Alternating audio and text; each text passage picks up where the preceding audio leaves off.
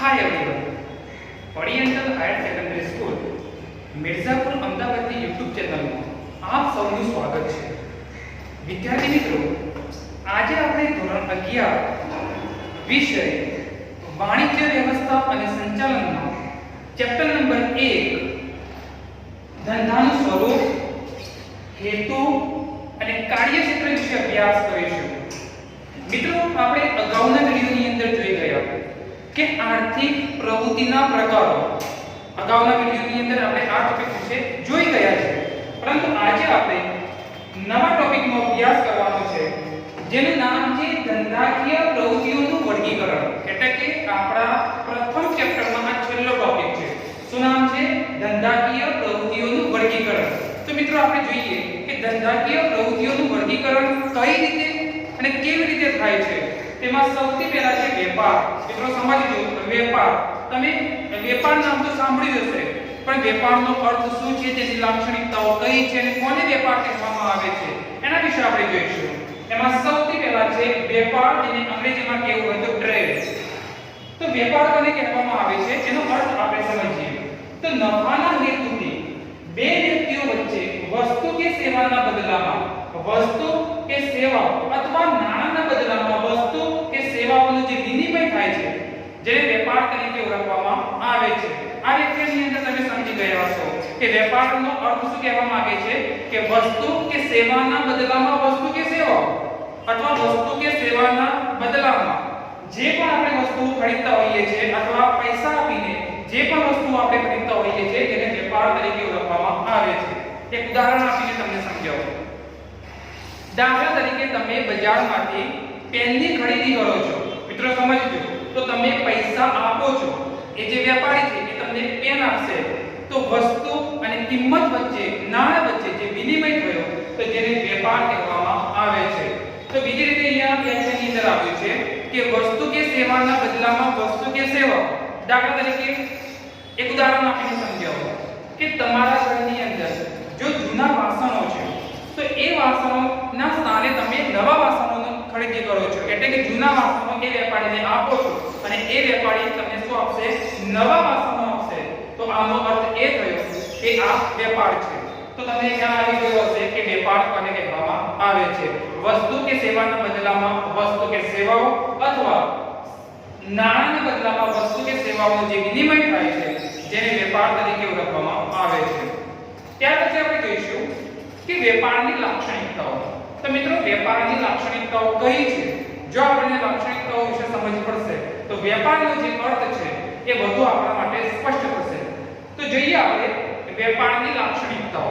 તેમાં સૌથી પહેલા છે કે વેપાર એ આર્થિક પ્રવૃત્તિ છે। આર્થિક છે, નફાના હેતુ માટે કામ કરતી પ્રવૃત્તિ છે, એટલા માટે આ પ્રવૃત્તિને આર્થિક પ્રવૃત્તિ કહેવામાં આવે છે।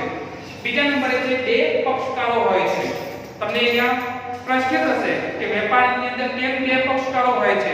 તો વેપારની અંદર એક ખરીદનાર અને બીજો છે વેચનાર। એટલે કે વેચનાર અને ખરીદનાર એમ બે પક્ષકારો હોય છે ત્યારે વેપાર થતો હોય છે।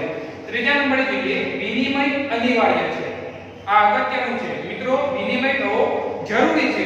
અહીંયા આપણે વ્યાખ્યાનની અંદર જોઈ ગયા કે વસ્તુ કે સેવાના બદલામાં વસ્તુ કે સેવા, તો બંને વચ્ચે શું થયો? વિનિમય થયો। નાણાંના બદલામાં વસ્તુ કે સેવા, તો આ બંને વચ્ચે શું થયું? વિનિમય થયો। તો વિનિમય અનિવાર્ય છે વેપારની અંદર। ચોથા નંબરે છે વસ્તુ સેવાની માલિકીની ફેરબદલી।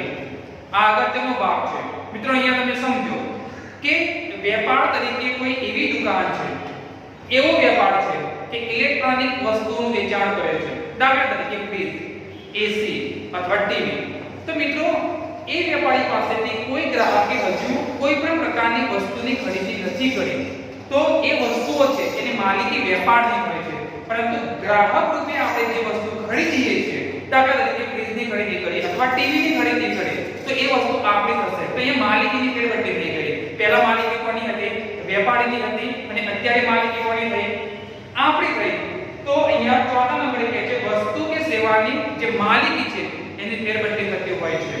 ત્યાર પછી છે પાંચમા નંબરે વસ્તુના અવેજમાં નાણાં કે વસ્તુની ચૂકવણી કરવી પડતી હોય છે।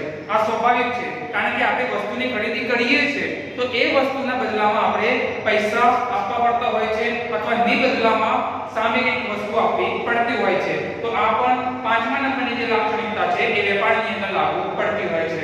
છઠ્ઠા નંબરે છે સતત ચાલતી પ્રવૃત્તિ. મિત્રો અહીંયા સમજો કે વેપારની પ્રવૃત્તિ એક એવી પ્રવૃત્તિ છે કે સતત ચાલતી પ્રવૃત્તિ છે, દરરોજ થતો વેપાર છે. એવું નથી હોતું કે એકવાર વેપાર થયા પછી ફરીથી વેપાર નથી કરતો અથવા બે ચાર ફ્રીજ વેચ્યા પછી ફરીથી ફ્રીજ નથી વેચતો. તો આ જે વેપારની પ્રવૃત્તિ છે એ સતત ચાલતી પ્રવૃત્તિ કહી શકાય. ત્યાર પછી છે સાતમા નંબરે વસ્તુ કે સેવાનું મૂલ્ય નાણાંમાં નક્કી થાય છે.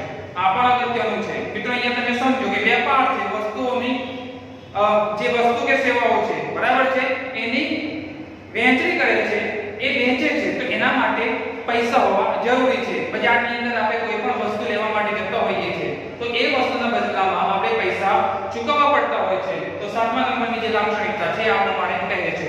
આઠમા નંબરની લાક્ષણિકતા છે કાયદેસર થતી પ્રવૃત્તિ છે. મિત્રો અહીંયા કાયદેસરની પ્રવૃત્તિ છે. આપણે પૈસા આપીએ છીએ એ આપણને વસ્તુ આપે છે, આપણે વસ્તુ આપીએ છીએ એ પણ આપણને વસ્તુ જ આપે છે. તો અહીંયા કાયદેસરની પ્રવૃત્તિ છે. અહીંયા લૂંટફાટ, હડતા કે ચોરીની વાત નથી. આ બધી બિનકાયદેસર પ્રવૃત્તિ છે, પણ વેપાર એક કાયદેસર પ્રવૃત્તિ કહી શકીએ. તો મિત્રો આપણે અહીંયા સમજી ગયા કે વેપાર અને તેની લાક્ષણિકતાઓ આ શું છે? ધંધાકીય પ્રવૃત્તિઓનો વર્ગીકરણમાંથી એક છે. ત્યાર પછી તેના પ્રકારો જોઈએ કે વેપારના પ્રકારો કેટલા છે. તો મિત્રો અહીંયા સમજો, અહીંયા લખેલું છે તો વેપારના પ્રકારો બે છે. એક છે આંતરિક વેપાર અને બીજો છે આંતરરાષ્ટ્રીય વેપાર. આ બંનેની ડેફિનેશન છે આપણે સ્પષ્ટ કરીએ. મિત્રો અહીંયા તમે સમજો કે આંતરિક વેપાર કોને કહેવામાં આવે છે? તો આંતરિક વેપાર એને કહેવામાં આવે કે આપણા દેશમાં જ થતો વેપાર. દાખલા તરીકે ગુજરાત અને રાજસ્થાન વચ્ચે થતો વેપાર, રાજસ્થાન અને મહારાષ્ટ્ર વચ્ચે થતો વેપાર, એવી જ રીતે દેશની અંદર થતો વેપાર એટલે કે આંતરિક વેપાર કહેવામાં આવે છે. મિત્રો અહીંયા આંતરિક વેપારની અંદર એકમ હોય છે, જથ્થાબંધ વેપારી હોય છે, છૂટક વેપારી હોય છે અને અંતિમ ઉપભોક્તા એટલે કે ગ્રાહક જે વસ્તુનો વપરાશ કરનાર હોય છે. તો આ બધી બાબતો આંતરિક વેપારની અંદર જોવા મળતી હોય છે. તમને ખ્યાલ આવી ગયો હશે કે આંતરિક વેપાર કોને કહેવામાં આવે છે. તો મિત્રો અહીંયા સમજો આંતરિક વેપાર એટલે કે આપણા દેશની અંદર જ થતી વેપાર, આપણા દેશના અંદર એકબીજા રાજ્યો સાથે, એકબીજા શહેરો સાથે જે વેપાર થાય છે જેને આંતરિક વેપાર તરીકે ઓળખવામાં આવે છે. બીજા નંબરે છે આંતરરાષ્ટ્રીય વેપાર. મિત્રો અહીંયા સમજો આંતરરાષ્ટ્રીય વેપારને વિદેશ વેપાર તરીકે પણ ઓળખવામાં આવે છે. તો સૌથી પહેલા આપણે એનો અર્થ સમજીએ. તો આંતરરાષ્ટ્રીય વેપાર એટલે સમજજો શું કહે છે? આંતરરાષ્ટ્રીય વેપાર એટલે આપણા દેશની સરહદની બહાર કોઈ અન્ય દેશો સાથે જે વેપાર કરવામાં આવે છે જેને આંતરરાષ્ટ્રીય વેપાર તરીકે ઓળખવામાં આવે છે. બીજી રીતે આપણે વ્યાખ્યા જોઈએ તો આંતરરાષ્ટ્રીય વેપાર એટલે અથવા વિદેશ વેપાર એટલે આપણો દેશ છે એ અન્ય દેશો સાથે જે પ્રકારે વેપાર કરે છે જેને આંતરરાષ્ટ્રીય વેપાર તરીકે ઓળખવામાં આવે છે. દાખલા તરીકે ભારત અને અમેરિકા વચ્ચેનો વેપાર, અમેરિકા અને જાપાન વચ્ચેનો વેપાર, આ બધા શું છે? આંતરરાષ્ટ્રીય વેપાર છે. તો ખાસ કરીને આંતરરાષ્ટ્રીય વેપારની અંદર આયાત વિધિ હોય છે, નિકાસ વિધિ હોય છે, આ બધી બાબતો આંતરરાષ્ટ્રીય વેપારમાં લાગુ પડતું હોય છે. મિત્રો અહીંયા પરીક્ષાની અંદર આ પ્રકારની 1 કે 2 ગુણની અંદર આવી ડેફિનેશનો એની વ્યાખ્યા કે અર્થ પૂછાતા હોય છે. તો તમને ખ્યાલ આવી ગયો હશે કે વેપારની લાક્ષણિકતાઓ, વેપારનો અર્થ અને વેપારના પ્રકારો. બીજા નંબરે છે વાણિજ્ય. મિત્રો આ જે ટોપિક છે વાણિજ્ય એ અગત્યનો છે, જેને અંગ્રેજીમાં કેવું હોય તો કોમર્સ. કોમર્સ એટલે વાણિજ્ય. મિત્રો આપણે આ વાણિજ્યને અર્થને સમજીએ. વાણિજ્ય કોને કહેવામાં આવે છે એના વિશે આપણે જોઈએ. તો સૌથી પહેલા એનો અર્થ છે કે વાણિજ્ય એટલે વેપાર અને વેપારને સહાયક સેવાઓ. આ એક વસ્તુને યાદ રાખજો. શું કહે છે? બે વસ્તુને તમારે અહીંયા યાદ રાખવાની છે વેપારના અર્થમાં. એક છે વેપાર અને વેપારને સહાયક સેવાઓ, જેને વાણિજ્ય તરીકે ઓળખવામાં આવે છે. તમને પ્રશ્ન થશે કે વેપાર અને વેપારને સહાયક સેવાઓ, તો વાણિજ્યમાં કઈ બાબતોનો ખાસ કરીને સમાવેશ થતો હોય છે? તો અહીંયા એક્ઝામ્પલ છે. તો વાણિજ્યની અંદર જે બેન્કિંગ છે, ત્યાર પછી જે વીમો છે, ઇન્સ્યોરન્સ, ત્યાર પછી વાહન વ્યવહાર છે, સંદેશા વ્યવહાર છે, વખાણ છે, ગોડાઉન. વખાણ એટલે ગોડાઉન. તો આ બધી બાબતો વાણિજ્યની અંદર સમાવેશ થતો હોય છે. ફરી એકવાર, વાણિજ્ય એટલે વેપાર અને વેપારને સહાયક સેવાઓ, જેમાં બેન્કિંગ છે, વીમા છે, વાહન વ્યવહાર છે, સંદેશા વ્યવહાર છે, તે ઉપરાંત વખાણ છે, વગેરે જેવી બાબતોનો ઉપયોગ થતો હોય છે વાણિજ્યની અંદર. ત્યાર પછી આપણે જોઈએ કે વાણિજ્યની લાક્ષણિકતાઓ. મિત્રો અહીંયા લાક્ષણિકતાઓને આપણે સમજીએ તો તમને તમને વધારે ખ્યાલ વાણિજ્યમાં આવશે. તો સૌથી પહેલા એની લાક્ષણિકતાઓમાં છે કે વાણિજ્યમાં વેપારનો સમાવેશ થતો હોય છે. અગત્યનું છે. શું કહે છે? વ્યાખ્યાની અંદર પણ આપણે સમજી ગયા કે વાણિજ્યમાં વેપારનો સમાવેશ થાય છે. વેપારમાં શું કહે છે? વેપારનો સમાવેશ ક્યાં થયો છે? વાણિજ્યમાં થયો છે. બીજા નંબરની લાક્ષણિકતા છે કે આર્થિક પ્રવૃત્તિ છે. મિત્રો અહીંયા સમજો, દાખલા તરીકે બેંકિંગ. બેંકિંગ એ શું છે? તે વાણિજ્ય છે અને બેંક એ આર્થિક પ્રવૃત્તિ છે. કેમ આર્થિક પ્રવૃત્તિ છે? કારણ કે બેંક છે, દાખલા તરીકે જેટલી પણ સેક્યુલર બેંકો છે, વેપારી બેંકો છે, એ પોતે નફાના હેતુ માટે કામ કરતી હોય છે. એટલા માટે આપણે કહી શકીએ કે બેંક એ આર્થિક પ્રવૃત્તિ છે. ત્રીજા નંબરે છે કે વેપારને મદદરૂપ થાય તેવી સહાયક સેવાઓ. અગત્યનું છે મિત્રો. શું કહે છે? કે વેપારને મદદરૂપ થાય તેવી સહાયક સેવાઓ પણ વાણિજ્યની અંદર જોવા મળતી હોય છે. ચોથા નંબરે છે વસ્તુના સમય અને સ્તર ઉપયોગિતામાં વધારો થતો હોય છે. આ પણ અગત્યની વાત છે.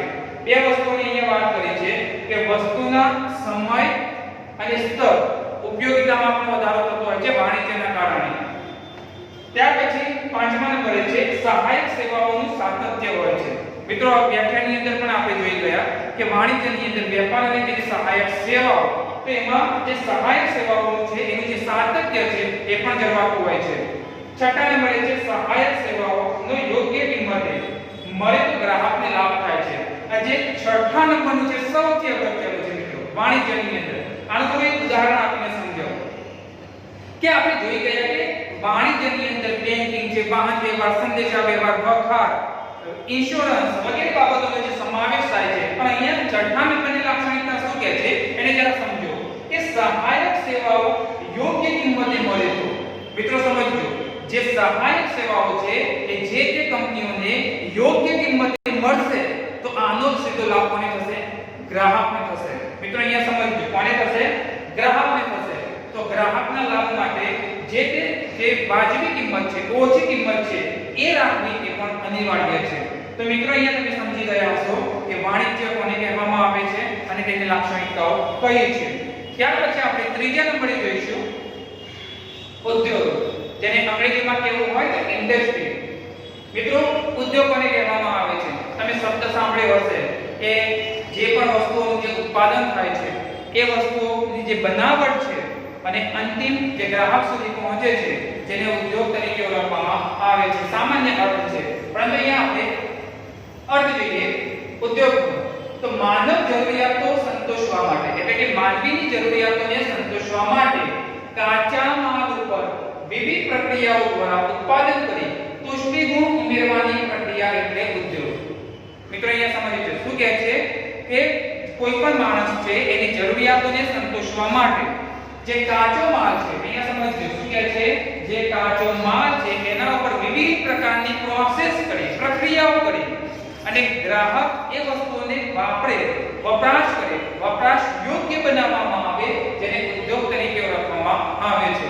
એનું ઉદાહરણ છે દાખલા તરીકે રૂમાટી કાપડનું ઉત્પાદન.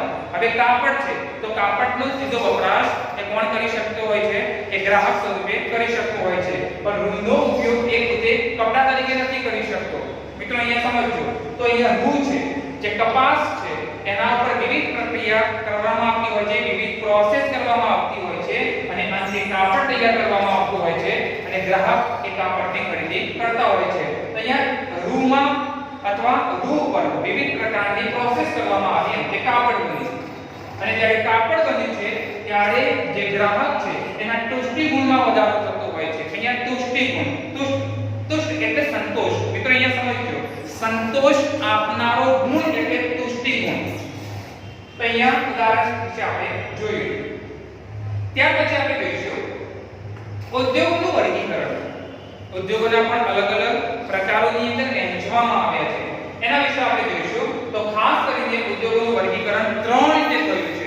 એમાં નંબર 1 પ્રાથમિક ઉદ્યોગ, નંબર 2 ગૌણ ઉદ્યોગ અને નંબર 3 આનુષંગિક ઉદ્યોગ. મિત્રો અહીંયા સમજો, ત્રણ પ્રકારે ઉદ્યોગો અહીંયા જોવા મળે છે. પહેલા નંબરે છે પ્રાથમિક છે, બીજા નંબરે ગૌણ છે અને ત્રીજા નંબરે છે આનુષંગિક.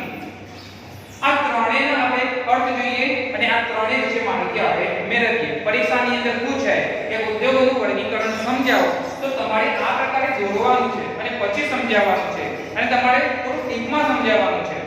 જોઈએ આપણે સૌથી પહેલા છે પ્રાથમિક ઉદ્યોગ. મિત્રો અહીંયા સમજજો શું કહે છે? પ્રાથમિક ઉદ્યોગ, પ્રાઇમરી ઇન્ડસ્ટ્રી.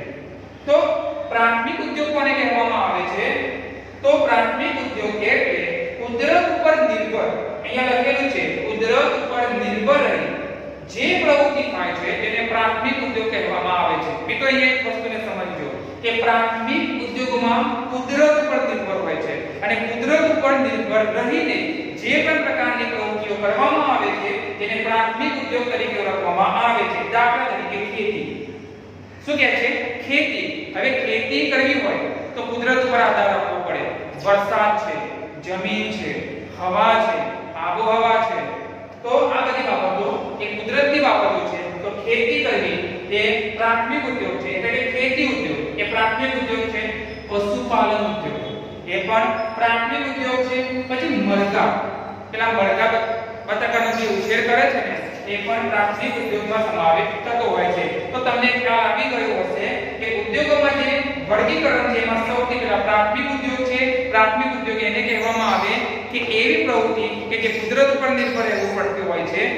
તો એવા પ્રકારની ઉદ્યોગોને પ્રાથમિક ઉદ્યોગ તરીકે ઓળખવામાં આવે છે. દાખલા તરીકે ખેતી ઉદ્યોગ, પશુપાલન ઉદ્યોગ, મરઘા ઉદ્યોગ. બીજા નંબરે છે ગૌણ ઉદ્યોગ. મિત્રો અહીંયા સમજજો શું કહે છે? ગૌણ ઉદ્યોગ. તો સૌથી પહેલા આપણે એનો અર્થ સમજીએ.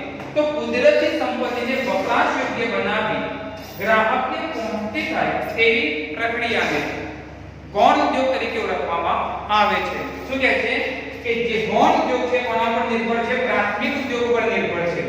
અહીંયા જે કુદરતી સંપત્તિ છે, કુદરતી વસ્તુઓ દ્વારા જે તૈયાર થતી બાબતો છે એને વપરાશ યોગ્ય બનાવી અને ગ્રાહક સુધી પહોંચતી કરવામાં આવે તો જેને પ્રાથમિક ઉદ્યોગ તરીકે ઓળખવામાં આવે છે.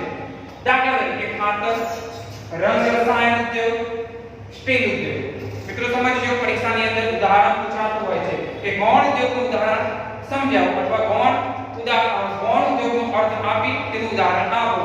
તો ખાતર ઉદ્યોગ છે, રંગ રસાયણ ઉદ્યોગ છે અને સ્ટીલ ઉદ્યોગ છે.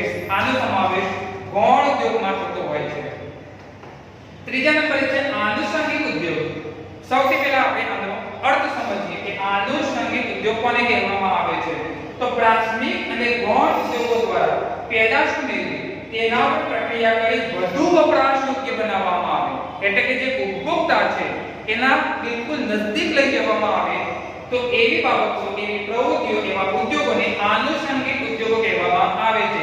એટલે કે અંતિમ વપરાશની વસ્તુ બનાવવામાં આવે, એના પર કોઈ જ પ્રકારની પ્રોસેસ કરવામાં આવતી નથી. તો એવા પ્રકારના ઉદ્યોગોને આનુષંગિક ઉદ્યોગ કહેવામાં આવે છે. દાખલા તરીકે ડેરી ઉદ્યોગ. આપણે ડેરીમાંથી જે માખણ, દહીં કે દૂધની ખરીદી કરતા હોઈએ છીએ એના પર આપણે કોઈ પ્રોસેસ નથી કરવી પડતી. દાખલા તરીકે આપણે એક વસ્તુ છે કે દહીંનો ઉપયોગ કરવો છે તો માર્કેટમાંથી આપણે જ્યારે દહીં લઈએ છીએ તો એના પર આપણે ઘરે આવીને કોઈ પ્રોસેસ નથી કરવી પડતી, સીધો ઉપયોગ જ કરીએ છીએ. તો અંતિમ વપરાશની વસ્તુઓ થઈ. તો અંતિમ વપરાશની વસ્તુઓ એ આનુષંગિક ઉદ્યોગોમાં સમાવેશ થતો હોય છે. બીજા નંબરે જોઈએ કે બેકરી ઉદ્યોગ. આપણે બેકરીમાંથી કોઈ પણ વસ્તુની ખરીદી કરી, દાખલા તરીકે ટોસ્ટ, બરાબર છે, અથવા જે ખારી છે, તો આપણે બેકરીમાંથી એ વસ્તુની ખરીદી કરી તો ઘરે આવીને એના પર આપણે કંઈ પ્રોસેસ નથી કરવી પડતી. મિત્રો સમજજો શું કહેવા માંગુ છું? એના પર કંઈ પ્રોસેસ કરવી પડતી નથી. તો આપણે કહી શકીએ કે આ જે વસ્તુઓ તૈયાર કરે છે એ આનુષંગિક ઉદ્યોગો છે. ત્રીજું ઉદાહરણ આપો, બિસ્કિટ. હવે માર્કેટમાંથી આપણે બિસ્કિટની ખરીદી કરી તો ઘરે આવીને આપણે કંઈ નવી બિસ્કિટ નથી બનાવવી પડતી, એનો સીધો ઉપયોગ જ કરીએ છીએ. પેકેટ ખોલીને સીધો ઉપયોગ. સમજો છો મિત્રો શું કહેવા માંગુ છું? બિસ્કિટ આપણે માર્કેટમાંથી ખરીદીને શું કરીએ છીએ? સીધો તેનો ઉપયોગ કરીએ છીએ. તો આ પ્રકારની જે બિસ્કિટ તૈયાર કરે છે એને આપણે કહી શકીએ કે એ પ્રકારના ઉદ્યોગો છે એ આનુષંગિક ઉદ્યોગો છે. ટૂંકમાં તમારે સમજવાનું છે કે ગ્રાહકની અંતિમ વપરાશની વસ્તુઓ છે એના પર કોઈ પ્રકારની પ્રોસેસ કરવામાં નથી આવતી એવી વસ્તુઓ તૈયાર કરતો જે ઉદ્યોગ છે તેને આનુષંગિક ઉદ્યોગ તરીકે ઓળખવામાં આવે છે. તો મિત્રો અહીંયા તમે સમજી ગયા હશો કે ઉદ્યોગોનું વર્ગીકરણ 3 પ્રકારે છે. પ્રાથમિક ઉદ્યોગ છે, ગૌણ ઉદ્યોગ છે અને આનુષંગિક ઉદ્યોગોનો સમાવેશ થતો હોય છે. મિત્રો અહીંયા તમે સમજો કે ત્રણેયનું સાથે હવે ઉદાહરણ આપીને સમજાવો કે જેમાં આખા ઉદ્યોગોનું વર્ગીકરણ આવે છે. મિત્રો જુઓ કે કોઈ ખેડૂત છે, એ ખેડૂત કપાસનું ઉત્પાદન કરે છે. મિત્રો અહીંયા સમજીજો શું કરે છે? કપાસ જે કોટન છે, રૂ છે, એનું ઉત્પાદન કરે છે. તો મિત્રો જે રૂનું ઉત્પાદન થયું એને કહેવાય પ્રાથમિક ઉદ્યોગ. અહીંયા સમજજો શું કહે છે? અથવા બીજું કોઈ ઉદાહરણ લઈ લો કે ખેડૂતે ઘઉંનું ઉત્પાદન કર્યું તો ઘઉંનું ઉત્પાદન થયું એ પ્રાથમિક ઉદ્યોગ છે. અહીંયા સમજજો. હવે ઘઉંમાંથી આટો બનાવવામાં આવ્યો. મિત્રો સમજજો શું કહે છે? ઘઉંમાંથી આટો બનાવવામાં આવ્યો તો આટો બનાવવા માટે જે વસ્તુનો ઉપયોગ થાય છે એને કહીએ આપણે ગૌણ ઉદ્યોગ. હવે એ આટામાંથી બિસ્કિટ બનાવવામાં આવી તો બિસ્કિટ એ માણસની અંતિમ વપરાશની વસ્તુ છે, સીધો તેનો ઉપયોગ કરે છે. તો જે બિસ્કિટ બનાવતી જે કંપનીઓ છે, ઉદ્યોગો છે, એને આપણે કહી શકીએ આનુષંગિક ઉદ્યોગો. તો તમને ખ્યાલ આવી ગયો હશે કે ઘઉંનું ઉત્પાદન થયું એ પ્રાથમિક ઉદ્યોગ છે, ઘઉંમાંથી આટો બનાવવામાં આવ્યો એ ગૌણ ઉદ્યોગ છે, અને આટામાંથી બિસ્કિટ બનાવવામાં આવી એ આનુષંગિક ઉદ્યોગ છે. તો મિત્રો અહીંયા તમે સમજી ગયા હશો. અહીંયા તમારે એ પણ જોવાનું છે કે ધંધાકીય પ્રવૃત્તિઓના વર્ગીકરણની અંદર ત્રણ બાબતો અહીંયા રહેલી છે: વેપાર છે, વાણિજ્ય છે અને ઉદ્યોગ છે. મિત્રો અહીંયા પરીક્ષાની અંદર પૂછાતું હોય છે. આ ઇમ્પોર્ટન્ટ ક્વેશ્ચન છે, તમારે તે યાદ કરવાનું છે. બીજું કે તમારે એના ચોપડાની અંદર અહીંયા જે મેં કાપા કાર્ય કર્યું છે, જે વર્ડ વર્ક કર્યું છે, એ તમારે તમારા એના ચોપડાની અંદર લખવાનું છે. બીજું કે જો તમને અમારો વિડિયો પસંદ આવ્યો હોય તો લાઈક કરો, શેર કરો અને તમારા મિત્રો સુધી પહોંચે એ પ્રકારે તમારે કોશિશ કરવાની છે, અને સાથે સાથે અમારી આ ચેનલને સબસ્ક્રાઇબ પણ કરવાની છે. Thank you.